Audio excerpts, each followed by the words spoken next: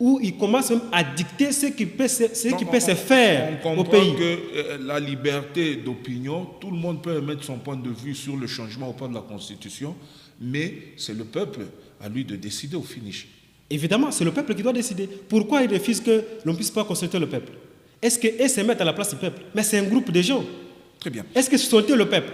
Ils ne représentent pas le peuple. Le peuple ne les a pas demandé, plutôt ne les a pas donné le mandat. Ils n'ont aucun mandat du peuple tel qu'ils sont là. Mais le 8, déjà, il demande que Tshisekedi parte. Le 8, c'est vers la palais de la Nation, parce que, tentative de coup d'État institutionnel, Tshisekedi doit partir, l'opposition va organiser une marche, l'annonce a déjà été faite, vers le palais de la Nation. Mais j'ai suivi Jacques Chavani qui dit que cette manifestation n'aura pas lieu. Ce n'est pas ça de la dictature. La liberté d'expression, d'opinion, laisser ces gens marcher vers le palais de la Nation. Monsieur Hugues, la liberté d'expression, oui, mais l'ordre public prime sur la liberté de chacun. Quand il y a une manifestation qui tente à perturber l'ordre public, en tout cas, le gouvernement intervient. Avant qu'elle soit même organisée, vous pensez déjà... Non, mais parce qu'il y a eu des précédents. Il y a eu des précédents. Et donc, les précédents enseignent que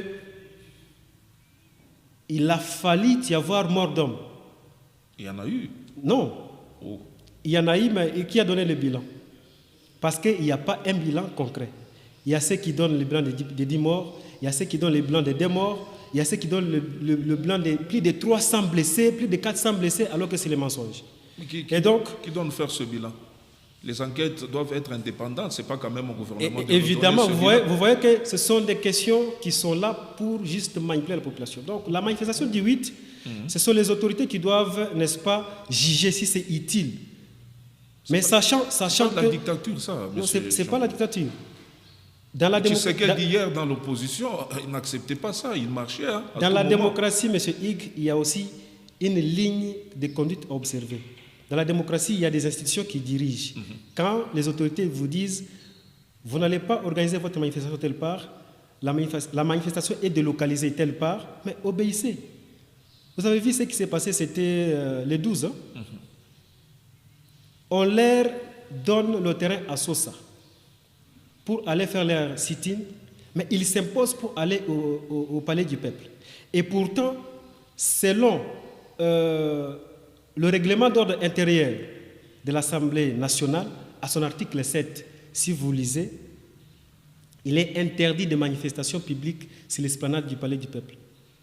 Mais on y organise les concerts là-bas. Oui, sauf sur autorisation du président de l'Assemblée nationale.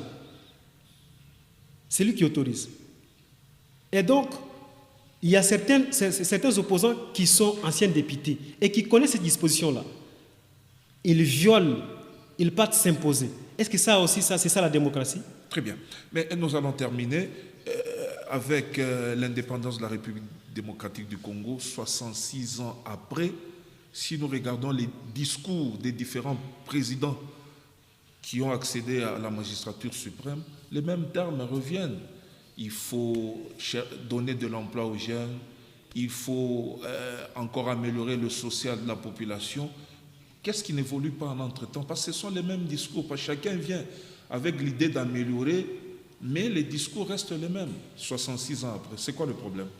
Évidemment, M. Hugues, 66 ans après, notre pays n'a pas évolué. Vous voyez que toutes les provinces ne sont pas encore interconnectées.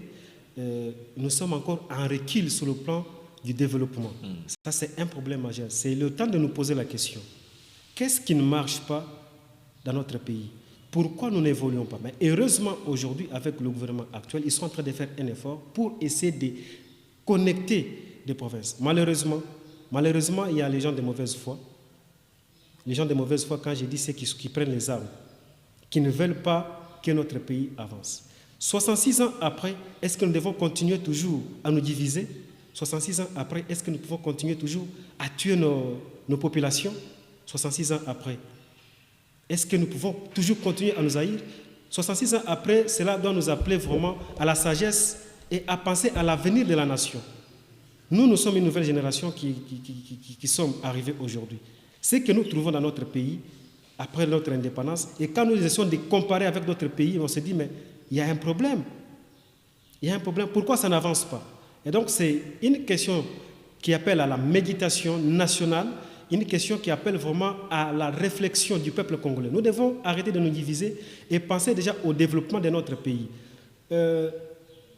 Les divergences d'opinion, les divergences des pensées doivent toujours exister, mais nous ne pouvons pas aller jusqu'au point de nous haïr, de nous entretuer. Ça, nous devons mettre de côté.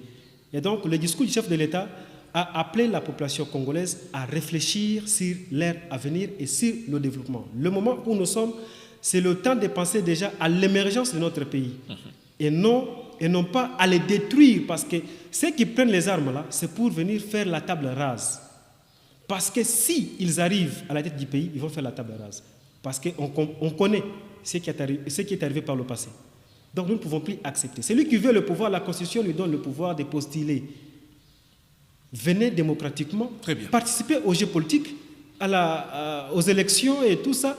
Vous allez prendre le pouvoir et non pas prendre les armes, aller tuer vos frères pour pouvoir accéder au pouvoir. Non, ça c'est ce que nous ne voulons pas. Et cela doit être sanctionné. Mais les dialogues qu'il cherche là, M. Higgs, je reviens encore par là, les dialogues, 66 ans après, nous avons vraiment assisté à des dialogues et des dialogues, ça n'a jamais résolu la question. Cette fois-ci, essayons avec notre méthode, c'est la justice.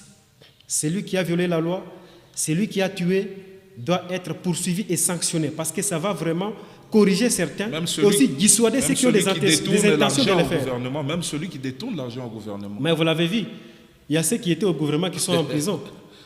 Pendant quelques temps, non, ils y entrent pour faire un petit tour pour il y a ceux qui étaient au gouvernement plutôt, allais-je dire, il y a ceux qui étaient au gouvernement qui sont en prison. Bien. Ça veut dire qu'avec la lutte contre la corruption, on ne peut pas pardonner n'importe qui. Celui qui détourne, celui qui utilise mal les moyens de l'État, il doit être poursuivi. Merci beaucoup. C'est votre parole de conclusion. Vous avez beaucoup à dire certainement, mais le temps touche à sa fin. Encore une fois, merci. Je rappelle que vous êtes au cadre du parti politique MLC, du leader Jean-Pierre Bemba, le VPM, le transport. Merci encore une fois d'avoir répondu à notre invitation. C'est moi qui vous remercie, M. Higgs. Jean-Claude Kapeta, c'était bien lui mon invité. Il a dégagé de l'énergie pour parler de ces différents messages du président de la République, Fulgence Mouteba, cardinal Ambongo. Il est arrivé à la conclusion que 66 ans après, plus question de dialogue, nous devons respecter la Constitution et aller de l'avant. Je sais que les débats continuent dans vos maisons. À plus tard. Merci beaucoup. Merci beaucoup, monsieur.